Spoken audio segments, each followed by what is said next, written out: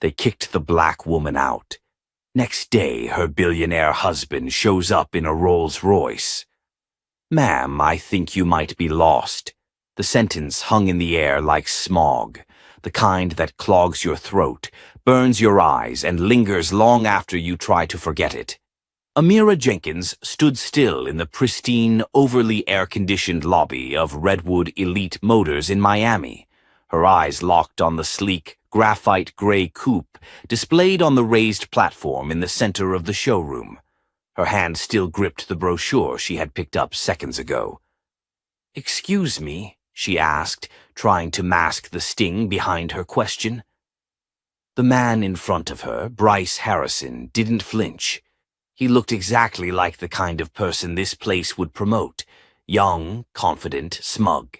His navy suit was cut so sharp it could slice paper, and his name tag gleamed like it had just been polished. "I said, I think you might be in the wrong place. These cars aren't for window shopping," he said, lowering his voice just enough to make the implication sharper. Amira blinked. Once, twice.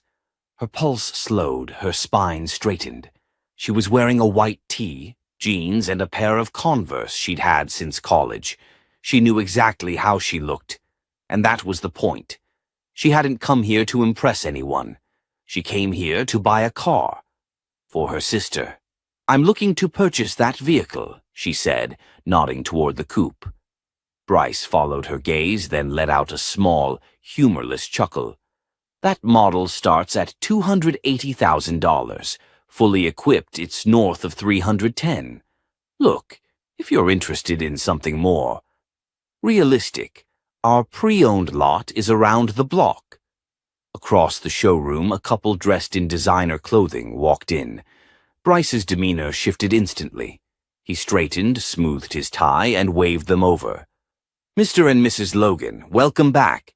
The limited edition Bentley is ready for viewing," he said, his voice now dripping with enthusiasm. Amira stood in place, invisible again. Another salesperson, a younger man named Jordan, offered a hesitant smile in her direction, but didn't approach. "You know what?" she said to no one in particular, voice calm. "You don't have to worry. I've seen enough."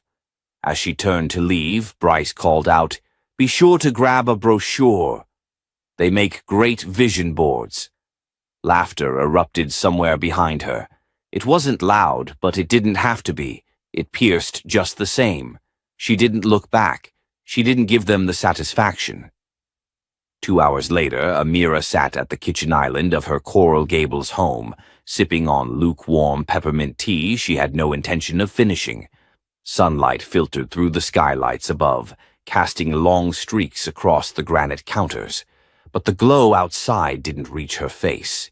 Darius Cole walked in, tie loosened, laptop bag in one hand, a slight furrow already forming between his brows the moment he saw her. "You're home early," he said, placing the bag down and walking toward her. "Yeah. Didn't take as long as I thought." He paused, studied her. "You okay?" She shrugged. "Went to Redwood Elite Motors. Thought I found the perfect car for Jasmine." Darius nodded. "The coupe you bookmarked last week." "That's the one." He poured himself a glass of water but didn't take a sip. "And?" She smiled, but it was thin. "Apparently, I look like someone who shops for dreams, not keys." Darius didn't say anything for a moment. He simply leaned on the counter, eyes steady on hers. "Say that again." Amira recounted everything. The dismissiveness, the laughter, the subtle snickers, the public humiliation. But she did it with the same composure she'd mastered over years of being underestimated, overlooked, or assumed to be anything but who she was. When she finished, Darius let out a slow breath. He leaned back and crossed his arms. "And you didn't correct them?" "Would it have changed anything if I had?" His silence answered her question. "They didn't see me," she said. "Just another black woman in jeans and sneakers." He finally sipped his water. "Well, maybe it's time they learn how to see." She raised an eyebrow. What are you thinking?" "I'm thinking you tried to buy a car," he said, walking toward his phone on the charger. "Now I want to buy the lesson." The next morning at exactly 9:43 a.m., the roar of a V12 engine turned heads-on, Northwest 36th Street. A midnight blue Rolls-Royce Phantom pulled into the parking lot of Redwood Elite Motors. Heads turned, phones came out. Jordan was the first to spot it. He whispered, "What the hell?" Bryce looked up from his desk, mid-conversation with another couple. "Is that—" The driver, a man in tailored black, stepped out and opened the rear door with practiced precision. Out stepped Darius Cole. No introduction, no dramatic flair. Just presence. Bryce's jaw twitched. He didn't recognize him right away. Not until Darius looked him dead in the eye and said calmly, "You met my wife yesterday." Jordan dropped his pen. The silence that followed wasn't empty. It was thunder in disguise. The air in the Westbridge Auto Gallery was thick with pride. Sleek glass walls reflected the rows of luxury vehicles lined up like soldiers, each polished to an impossible gleam. Inside, under the hum of subtle jazz and the low murmur of customer voices, sales manager Chase Winfield adjusted the cuffs of his blazer and glanced at the front entrance, where sunlight spilled across the floor like a red carpet. He just finished lecturing the junior sales team about client profiling. He believed in the importance of reading people, shoes, posture, tone of voice. He claimed you could tell everything you needed to know before they even opened their mouths. "Trust your instinct," he said. "Not everyone who walks in here is here to buy. Some just want a taste of what they can't afford." Just as the words settled, the glass doors slid open. A woman stepped through, black, early 30s, athletic build, wearing black joggers, a denim jacket over a clean white tee, and her natural curls pulled into a loose puff. Her face was fresh, no makeup, and her only accessory was a slim leather wallet in one hand. Chase barely looked up. But behind the reception desk, Ruby, the receptionist, straightened. Something about the woman's walk said confidence, not confusion. But Chase didn't see it. What he saw was someone out of place. "Can I help you?" he called from halfway across the floor, not bothering to approach. The woman gave a tight smile and walked up to him. "Hi, I'm looking for someone to show me the McLaren GT you've got listed on your site. Midnight Purple, V8 twin turbo." That caught Chase off guard. He narrowed his eyes. "That car starts at $230,000. We usually show it by appointment." "I understand," she replied evenly. "I'm here now and I'm prepared to make a decision today." Chase tilted his head slightly. "You're prepared?" She nodded and handed over a neatly folded sheet, her name, Ava Monroe, and the listing printed out with a handwritten VIN circled. Attached to it was proof of funds from a personal account at a private bank in Boston. Chase barely glanced at it. He folded his arms. "I'm going to be honest, Ms. Monroe. We've had issues lately. People coming in off the street wasting time. If you're serious, maybe you should come back with a consultant or someone who handles your finances." Ava blinked. "You mean like a husband?" she asked, voice sharp but still controlled. "I mean someone. A little more in the know," Chase said, walking toward the reception desk, brushing her off. "Ruby can give you a brochure." Ava didn't move. She looked down at her papers, then up again. "That's a shame," she said quietly, "because I did come prepared, and this was going to be a surprise gift." Ruby looked between the two of them, clearly uncomfortable. She opened her mouth to speak, but Chase waved her off. "We've got appointments today, Ms. Monroe. Feel free to browse, but if you're not purchasing today—" "I said I was ready today," Ava interrupted, her voice still even. "I don't need to browse. I told you exactly what I wanted, and I just handed you proof of funding." Chase rolled his eyes. "Listen, this dealership operates on relationships, Trust, reputation. It's not personal, it's just, you don't look like our typical buyer. The words hung in the air. The nearby showroom floor seemed to go quieter. A few customers glanced over. One of the younger salesmen, Tony, stood frozen near a Porsche Taycan, clearly caught in the awkwardness of it all. Ava stared at Chase, then folded her papers back into her wallet. She smiled. This time it wasn't polite. It was tight, calculated. "Understood," she said. And with that she turned and walked out. No raised voice, no scene, no last word. Just silence. But Ruby saw it. The flicker of something behind Ava's calm eyes. Not defeat. Not even anger. Something quieter. Sharper. Like a thread had just been pulled in her mind. And it would unravel everything. That night, Chase told the story over beers with a few friends. He made it into a joke. She walked in looking like she just came from the gym, wanted to test drive a McLaren. Can you believe that? His friends laughed. One raised a brow. What if she was serious? Then she can come back with someone who looks the part, Chase replied, sipping his IPA. This is a luxury dealership, not a used lot. But back in the city, Ava Monroe was having dinner with her husband, Miles Holloway, the founder and CEO of Holloway Strategic, one of the top infrastructure investment firms in the country. They sat on their terrace, the Boston skyline gleaming behind them. Ava didn't speak of what happened right away, but when she did, Miles put down his fork slowly. "Let me guess," he said. "They looked at you and decided you weren't worth their time." Ava nodded.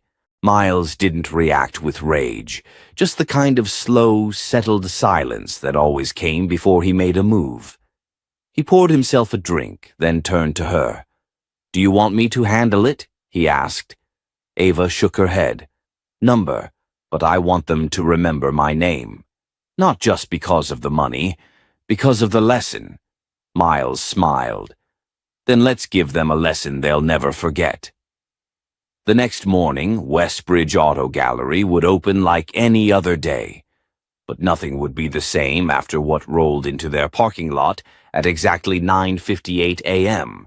And by 10:01, Chase Winfield would forget everything he thought he knew about judging people by their appearance. Because sometimes the people you dismiss most easily are the ones holding your future in their hands. Chase Winfield didn't sleep well. Something about the woman's calm composure unsettled him in ways he couldn't explain. It wasn't what she wore or how she carried herself.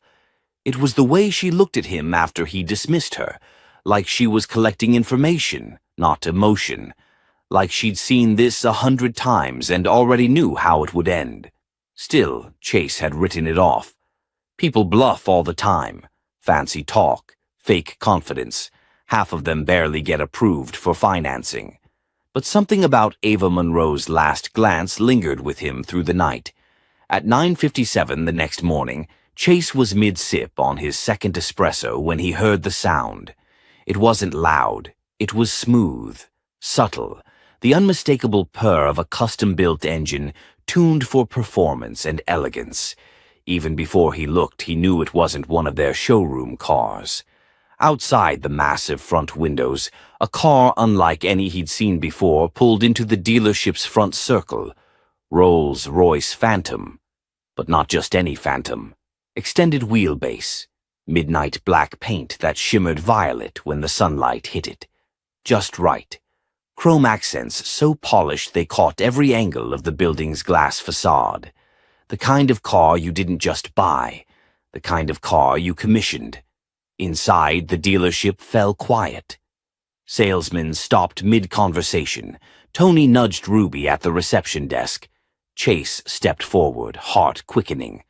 He forced himself to adjust his tie, resetting his confident exterior. "VIP client," he muttered to himself. The car door opened. A chauffeur in tailored charcoal gray stepped out and walked smoothly to the rear door, opening it with a respectful bow. From the back stepped a tall man in a steel blue suit, the kind that fit like it was sewn onto him. Bald head, sharp jaw, mahogany skin. He wore no jewelry, just a sleek black watch. He didn't need to say anything. His presence alone did the talking.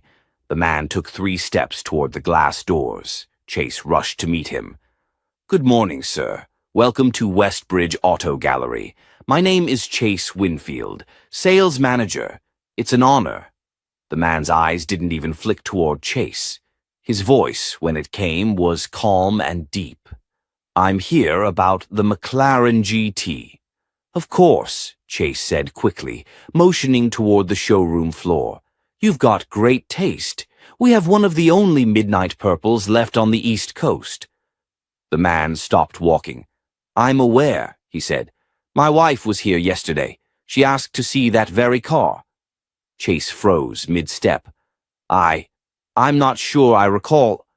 "She came alone," the man continued, "wearing jeans, a white tee. Her name is Ava Monroe." Chase's face paled slightly. The man extended his hand. Miles Holloway. There it was. That name. It dropped like a weight in Chase's gut. Not from fear, yet, but from recognition. Holloway Strategic, Energy Tech Infrastructure, Forbes, Wall Street Journal. The man in front of him wasn't just a wealthy customer.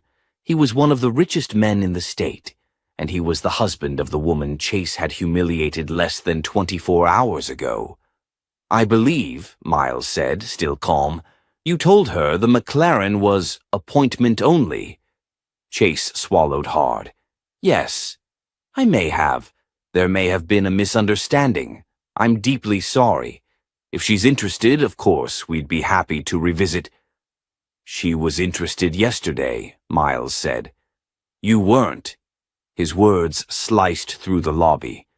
Across the floor, the other staff had stopped pretending to work. Ruby turned away from her desk, slowly removing her headset. Tony was standing still, eyes wide. "I came here to finish what she started," Miles said, walking toward the McLaren. "But not just for the car." Chase tried to recover. "Absolutely, sir. We'll get you with our top finance team, and I'm paying in full," Miles said, not turning around. "No finance team needed." Chase was speechless. "And one more thing," Miles added, now standing beside the car, fingers trailing across its flawless hood. "I'm not just buying this McLaren." Chase blinked. "You're not?" Miles turned. "I'm buying 6 vehicles today for my firm's executive team, a gesture of appreciation, and I'm doing it with the salesman who didn't treat my wife like she didn't belong." Chase's head whipped around. Ruby's eyes met his briefly, full of quiet satisfaction. "Tony," Miles called. The young salesman nearly jumped. Yes, sir," Miles smiled. "You're going to help me with the purchase, starting with the Midnight Purple GT." Tony's face flushed. "Of course. Thank you, sir. It would be an honor." Chase opened his mouth, but no words came, just the weight of what had just slipped through his fingers. As Miles and Tony walked toward the executive office, Ruby leaned across the counter and whispered to Chase, "Guess instincts don't always pay off." Chase stood frozen. Behind him, the phone started ringing. He didn't move. In his head, he kept replaying her name, Ava Monroe, the woman he'd dismissed without a second thought, the woman whose quiet walk out of the dealership had just become the loudest message of his career. Ruby didn't usually speak up in staff meetings. She was good at her job, knew her numbers, handled clients with ease. But when it came to internal politics, she stayed out of it. That morning, though, as Chase paced the front of the conference room, trying to salvage whatever pride he had left, she couldn't keep her mouth shut. "We need to talk about what happened yesterday," she said, arms crossed, voice firm. Chase stopped mid-sentence, clearly irritated. "We're talking about it now. Mr. Holloway was treated poorly. That's not how we do business." "No," Ruby said, meeting his eyes. "His wife was treated poorly. And you were the one who did it." Murmurs spread across the table. Tony glanced down at the table, unsure whether to jump in or stay silent. Chase narrowed his eyes.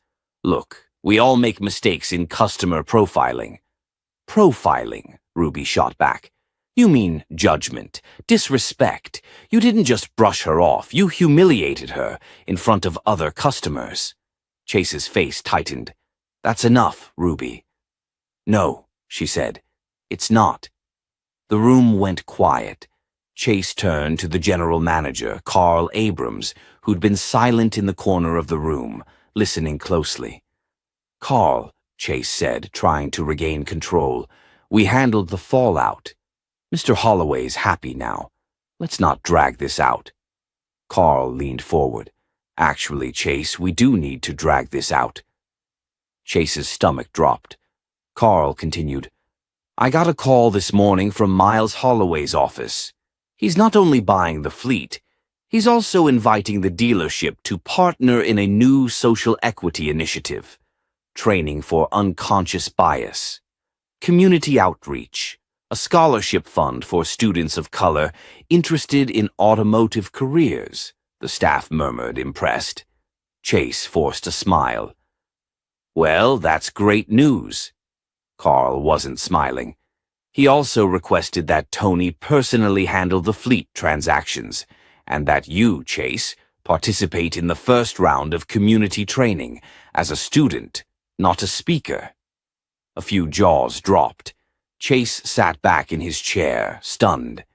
That's not necessary. It wasn't a request, Carl said. He was very clear. Ruby didn't gloat. She didn't need to. The point had already been made, loud and clear. Later that day, Chase stood at his desk, staring out the window as a sleek SUV from Holloway Strategic pulled into the lot. Out stepped a sharply dressed woman in her 30s, clipboard in hand, her movements precise, no nonsense. She made her way straight toward the building. Ruby met her first. Hi, the woman said. My name's Renee Holloway, Miles's sister. I'm here to coordinate the partnership. We'll be using your showroom for our launch event. It'll be filmed. There will be press. Ruby extended her hand. We're ready. Renee glanced at Chase, who had turned around slowly to face her.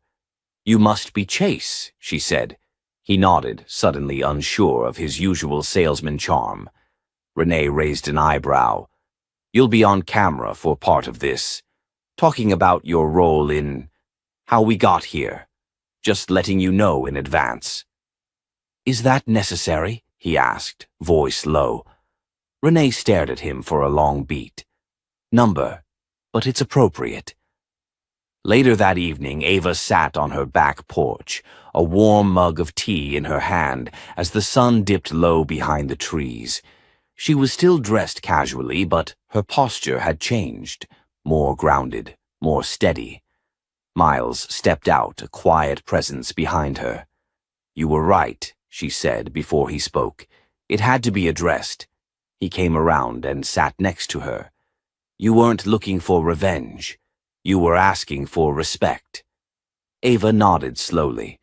It's exhausting, though, always having to prove you belong. Even now. He reached for her hand. You shouldn't have to prove anything, he said. But if they're going to look, then we'll make sure they see everything. She smiled faintly, the kind that said she appreciated the support, but still carried the weight of years of similar moments. I don't want them to fear us, she said. I want them to learn. Miles paused. Well, learning's definitely happening. Their showroom is hosting a workshop in 2 weeks. You'll be the keynote speaker. Ava blinked. What? You've been asked to speak.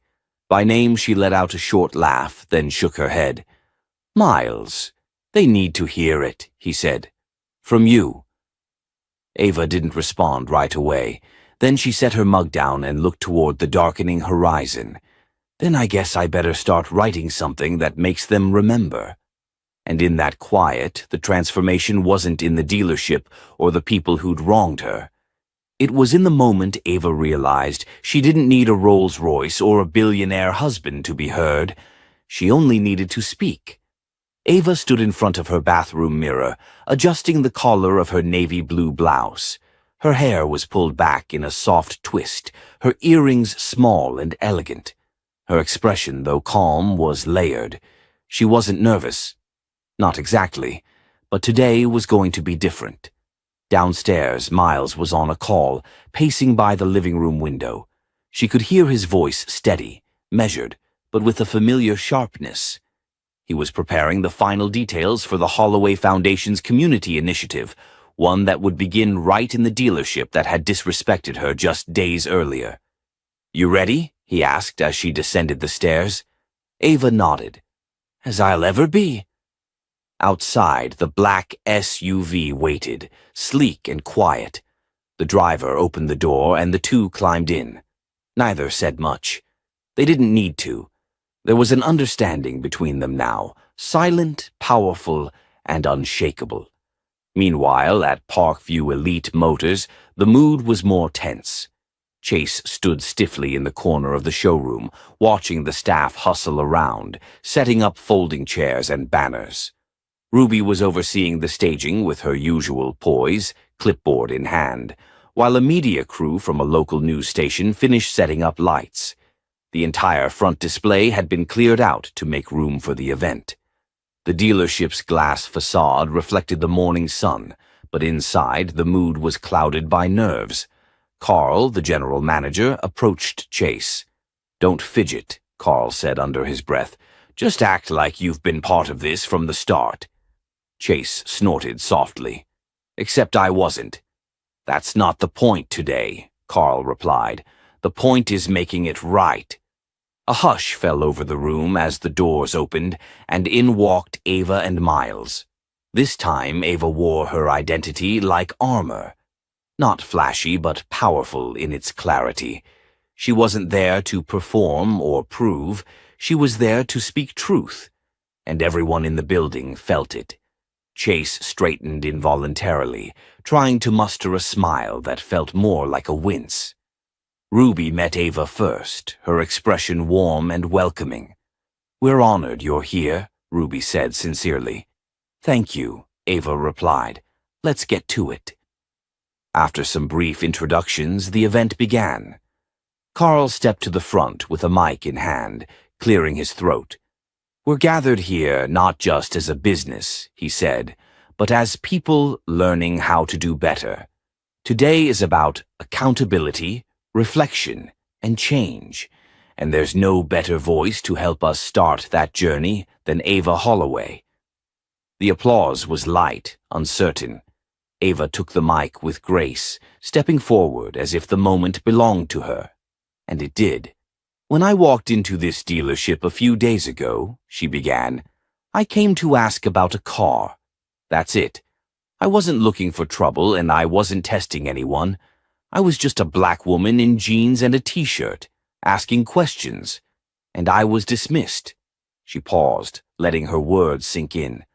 "Not because I was rude, not because I was disruptive, but because someone assumed I didn't belong here." A few heads turned in Chase's direction. He felt the heat creeping up his neck. "But I'm not here to talk about embarrassment," Ava continued. "I'm here to talk about what happens next, because the truth is this kind of thing doesn't just happen to me. It happens to people every day. People without a billionaire husband, people without a platform." Now the silence in the room was charged, present. Everyone was listening. "And what's worse," she said, voice firm but steady, "is that it happens so often, many of us just swallow it. We don't make a scene. We walk out with our dignity intact, but our spirit chipped away." Ava scanned the room, her eyes landing on Chase briefly. "But today is not about shame. It's about change." She stepped back slightly and gestured to the screen behind her. A short video began to play. Images of kids in wheelchairs playing basketball, families in need receiving support, testimonials from small business owners given a shot by the Holloway Foundation. "This," she said as the video ended, "is what it looks like when we invest in people instead of profiles, when we open doors instead of closing them. Applause broke out, real, growing louder. Even Carl clapped, visibly moved. Then she did something unexpected. "I want to thank someone today," Ava said. "Not my husband, not my team, but Daniel, one of your junior sales staff. He saw me that day, he listened, he didn't talk over me or talk down to me. And that matters." Daniel, caught off guard, looked up from the back row, stunned.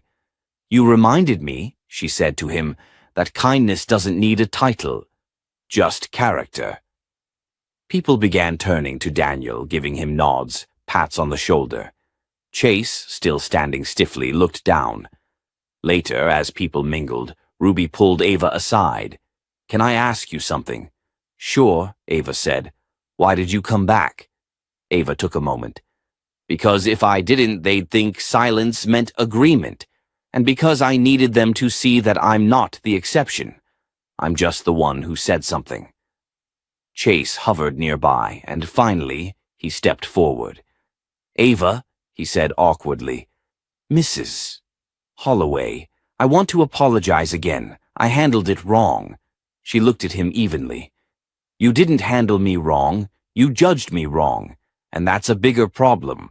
He swallowed hard. "I understand now." "I hope you do," she said, "but understanding isn't the same as doing better. Let's see if you can do both." Then she turned and walked back to Miles, who was already speaking with the press. Chase didn't follow. He just stood there, realizing that apology wasn't something you said once and moved on from. It was something you lived out, one day at a time. And that day, the learning had only just begun. The air inside Parkview Elite Motors felt tighter the following week. Conversations were shorter. Eye contact was rare, and beneath the polished smiles and stiff name tags, an uneasy awareness had taken root. No one could pretend nothing had happened, especially not Chase. He had replayed that moment, Ava's speech, Daniel being thanked, the look in Ruby's eyes when she passed him without a word, dozens of times in his head. But it wasn't just guilt, it was clarity, and it was heavy. He'd spent years convincing himself that how someone dressed, how they walked in, whether they used the right lingo, these were all harmless filters, necessary tools in sales, efficiency, professionalism. But now all he saw was the mirror, and he didn't like the reflection. On Thursday, Chase stayed late, long after the lights dimmed and the last client left. He pulled the inventory sheets for the Azure Ava had once pointed to, the one he'd brushed off like it was some impossible fantasy. He stared at it, still available, still gleaming on the platform near the entrance. Untouched, Ruby walked by on her way out and paused when she saw him. "Working late?" He looked up. "Just catching up." She nodded but didn't move. "I was hard on you," she said after a beat. Chase closed the file slowly. "You weren't wrong." Ruby shifted her weight. "I've known you a long time. You're good at what you do, but good sales instincts mean nothing if they're built on assumptions." He swallowed, nodded. "I meant what I said the other day," Ruby continued. "You don't get to decide who belongs and who doesn't, especially not here." Chase looked down. "I know, I was wrong, fully." "Do something about it then," she said simply, and walked away. Friday morning brought something new. Carl, the general manager, had called an all-staff meeting before doors opened. Every associate, every admin, every cleaner was there. It wasn't like their usual quarterly briefings. No donuts, no laminated talking points. Carl stood near the entrance, holding a manila folder and a hard stare. "We're not going to pretend last week didn't happen," he said bluntly. "What happened to Mrs. Holloway, how she was treated, was unacceptable." Some staff nodded. A few others shifted uncomfortably. "We've been pushing for high-volume sales, premium customers, big-dollar accounts, and somewhere along the way we stopped seeing people." Chase lowered his eyes. He knew this was for him, but he didn't flinch. Effective immediately, we're launching a required training series. Unconscious bias, inclusive customer experience, cultural competency. I don't care if you've sold 100 luxury cars. If you can't treat every single person with respect, you don't belong on this floor. Carl let that hang for a moment. But we're not just saying sorry. We're going to show it. That afternoon, the dealership partnered with the Holloway Foundation to co-host a car clinic for underserved youth in the community, showcasing careers in automotive technology, finance, and entrepreneurship. Miles had suggested it during a brief conversation with Carl after Ava's speech. If you want to make this right, help someone else who's been told no all their life. The garage space in the back was transformed. Workbenches, demo stations, mock interviews, even a virtual design simulator. Local high schoolers were bussed in, some wide-eyed, some skeptical, but all of them curious. Ava arrived just after noon. She wore a red blouse this time, no blazer, her curls out and shining in the sunlight. She walked in like she belonged, because she did, and this time, nobody questioned it. Chase saw her from across the garage. He'd volunteered to run one of the resume coaching tables, something outside his comfort zone. He watched her interact with a group of students, laughing with them, correcting one boy's posture playfully as he mock-interviewed with Ruby. He wasn't sure if he should approach, but he did. "Ava." She turned, recognition soft in her eyes. "Chase," she greeted, her voice even. "I wanted to say, thank you, for coming, for doing this. You didn't have to." She tilted her head. "You're right, I didn't. But I did it for the kids, for the ones who won't be dismissed the way I was." He nodded. "I deserved everything you said. Every look, every silence." Ava studied him. "And what are you going to do with it?" He took a breath. "Keep showing up, not just at events like this, but in the way I treat people, the way I listen. Learn." She smiled, small but sincere. "Then let that be your apology." Later that evening, as the last group of students boarded their bus, Ava walked the showroom floor alone. The azure still sat gleaming under a spotlight. She ran her fingers lightly across the edge of the door.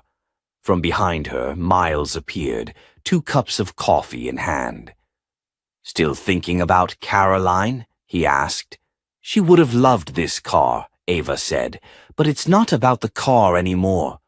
"No," he agreed. "It's about what it made possible." They stood there, just the two of them, in a room that had once rejected her, now transformed, if only a little. The change wasn't complete, but it had begun, and that, for now, was enough. Saturday morning in Cambridge was quieter than usual, blanketed by an early spring drizzle that misted the air and blurred the outlines of the city. But inside the Collins estate, things were humming with a quiet, deliberate intensity. Ava stood in her office watching the rain streak down the large windows, a steaming mug of hibiscus tea cupped in her hands. Her phone buzzed once, an incoming message from the Holloway Foundation's comms team. Final press release approved. Boston Luxury Motors has agreed to sponsor the Youth Mobility Project, funding 5 full-ride automotive tech scholarships. Press hits expected Monday. Ava let out a breath she hadn't realized she was holding. It was working. Not just the reckoning, but the rebuilding. Across the house, Miles was seated at the kitchen table, still in sweats, reviewing paperwork from the Foundation's expansion. When Ava entered, he looked up, offering her a smile as he slid a folder across the table. "You've got to see this." She glanced over the contents. 3 handwritten letters from teens who'd attended the dealership's career clinic just 2 days earlier. One wrote, "I didn't think someone who looked like me could belong in a place like that. But I do now." Ava blinked once, twice, feeling something settle deep in her chest. "I was wrong," she said quietly. Miles raised a brow. About what?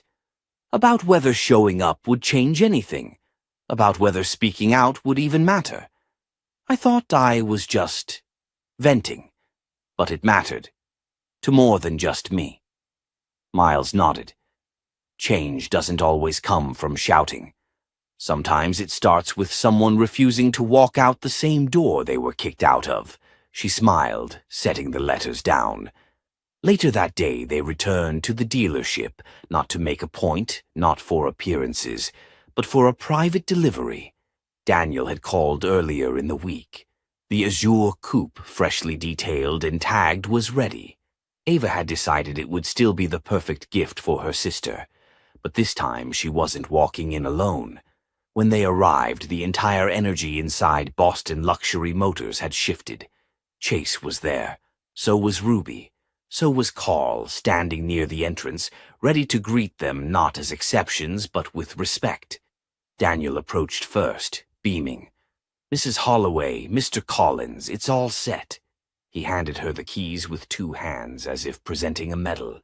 His gratitude was unspoken, but clear in every movement. "You did good, Daniel," Ava said warmly. "Thanks to you," he replied. Behind them, Chase lingered, clearly unsure whether to approach.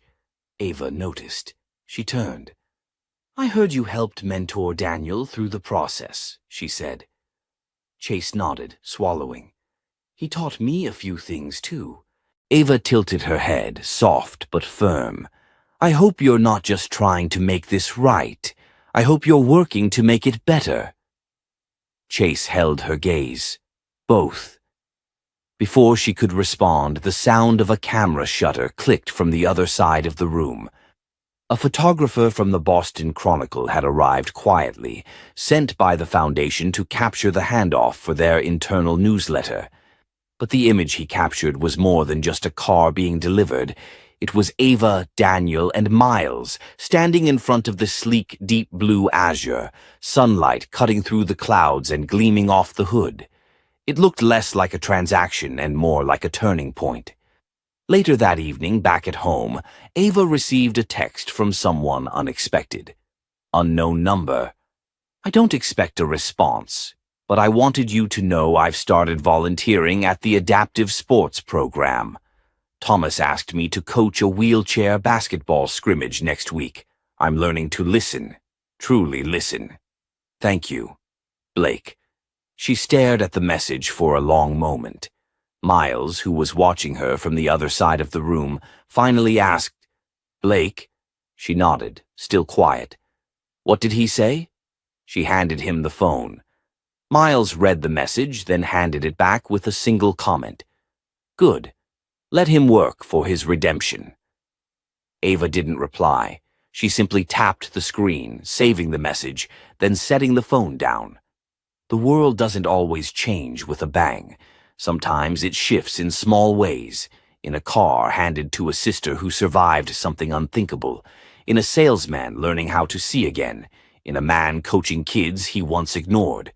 And sometimes in the quiet breath a woman takes when she finally feels seen, not because of who she married or what she owns, but because of who she chose to be. Tomorrow would be a new day. But tonight, Ava Holloway finally rested. The Collins Foundation Gala lit up the Boston Harbor skyline like a constellation. Inside the glass-paneled event center, the atmosphere was electric. Children in formal wear grinned beside adaptive sports demonstrations. Donors laughed softly over glasses of wine, and a string quartet played an upbeat tune that gave the entire evening a feeling of celebration rather than charity. Ava Holloway stood near the central exhibit, a fully customized adaptive driving simulator donated by her foundation. She watched a young girl with cerebral palsy try it out, her face breaking into a wide smile as the virtual car responded to her hand controls. That smile alone, Ava thought, made every ounce of the past week worth it. Behind her, Miles approached, dressed in a tailored gray suit, no tie, his presence casual but commanding. He offered her a glass of sparkling water. Your work is all over this place, he said, glancing around. So is yours, Ava replied, but neither of us really did it alone. They clinked glasses lightly. The noise of the gala faded for a moment in their shared silence. A few feet away, Daniel was deep in conversation with a group of local high school students interested in automotive engineering. He spoke with ease now, no longer the nervous young man from weeks ago. His eyes lit up as he explained how an engine works in adaptive vehicles. Blake Thompson stood a little further back.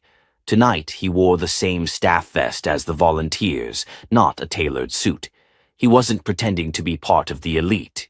He was working. He helped escort guests, handed out brochures, and, most importantly, listened. Ava had noticed his transformation, slow but real. He didn't seek credit. He didn't speak loudly. He simply showed up, and kept showing up. Near the end of the night, Blake approached her hesitantly. "Mrs. Holloway," he began, his voice softer than usual. "Blake," she acknowledged. He took a breath. "I just wanted to say thank you, not just for the second chance, but for not letting me stay who I was." She tilted her head. "You didn't need me for that. You just needed a mirror." He gave a small nod. "Still, most people would have written me off." "I almost did," she said honestly. "But something told me you weren't beyond learning." Blake looked away, eyes settling on Thomas, the boy in the wheelchair now leading a group of younger kids through a basketball warm-up.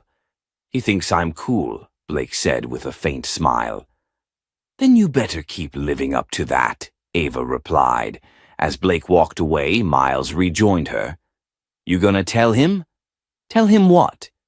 "That he was the final test, that how he treated others after being humbled was what mattered most." Ava shook her head. "He doesn't need to know. He just needs to keep doing it." The evening wound down, but the energy in the room didn't. Guests lingered longer than expected. Many signed up for future volunteering, donations rolled in well past projections, and several corporate sponsors requested follow-up meetings with the foundation. When the last of the guests finally left, Ava and Miles stood at the top of the ballroom stairs, surveying the now empty space. "You think they'll remember this?" she asked. "I think they'll remember how they felt tonight," Miles said. "And that's what changes people." Outside, the Rolls-Royce waited silently, its midnight blue paint reflecting the soft glow of the parking lot lights. Not as a symbol of power, but of presence, of choosing to return, not with anger, but with purpose. Before heading out, Ava turned to Daniel, who had been helping pack up. "One more thing," she said. Daniel straightened. "Yes? You ready to take the lead on that school program expansion?" He blinked. "Seriously? You've earned it." His smile was immediate, full of disbelief and pride. "I won't let you down. I know." Later, as the Rolls pulled away from the venue, Ava leaned her head against the window and exhaled. Her reflection stared back, strong, calm, and no longer carrying the weight of having to prove herself. Because she hadn't just walked back into that dealership to demand respect. She had returned to redefine it.